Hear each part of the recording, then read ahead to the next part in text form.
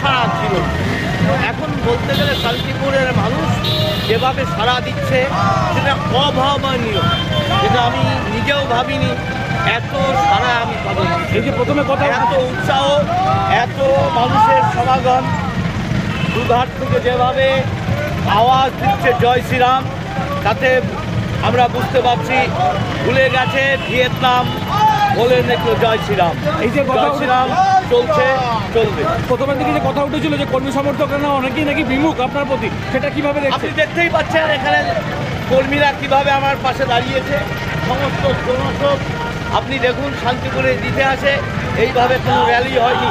এটা স্বতঃস্ফূর্তভাবে, আমরা কাউকে বাধ্য করেন, নিজেরা এসে জুড়ে যাচ্ছে। কর্মীরা যেভাবে উৎসাহ দেখাচ্ছে, এটা একটা চেষ্টা হয়, অপপ্রচার করার চেষ্টা হয়, জনতা তার সঠিক জবাব দেয়। তাহলে মার্জিন কি থাকছে জগন্নাথ? এখানে শান্তিপুর অতীতের সমস্ত রেকর্ড ভেঙে দেবে, এটাই মার্জিন। কি ভাষণ দিয়েছিলেন, যেটা সাজানো ঘটনা। আজকে নারী মুখ্যমন্ত্রী হয়ে বাংলায় আজকে সেই যে তালিবাসী শাসন চলছে, আজকে আপনাদের মনে রাখতে হবে রেশন ব্যবস্থায় যে দুর্নীতি চলেছে, কি সাধারণ মানুষের যে খাদ্য, সেখানে তারা অনিবারিত দুর্নীতি চালিয়েছেন। তাই আজ প্রতিবাদের দিন এসেছেন। আগামী 13 মে আসন্ন লোকসভা নির্বাচনে আমি প্রত্যেকটা মা বোনদের কাছে আজকে মাননীয় জগন্নাথ সরকার আশীর্বাদ নিয়ে তিনি এগিয়ে চলেছেন।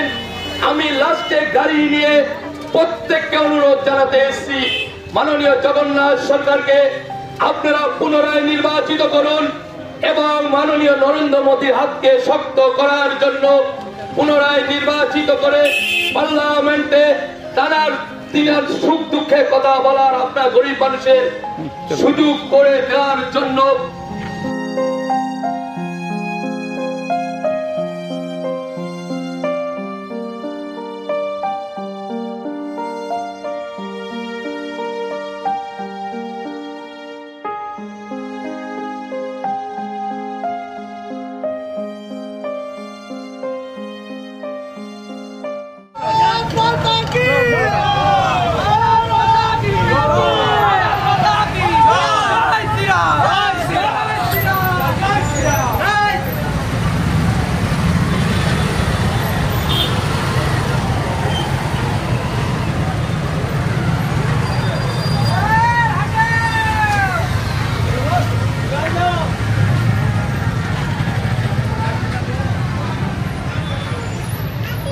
টোটোগুলো যে বেড়াতে পেরেছে নাকি ঢাক ঢাক ঢাক ঢাক। হ্যাঁ, বাবা বাবা, সুন্দর। চলো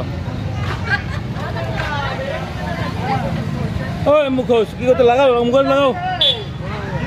হ্যাঁ, কত বছর বয়স? কি মনে করছো এবার কি জগন্নাথ জিততে পারবে নাকি?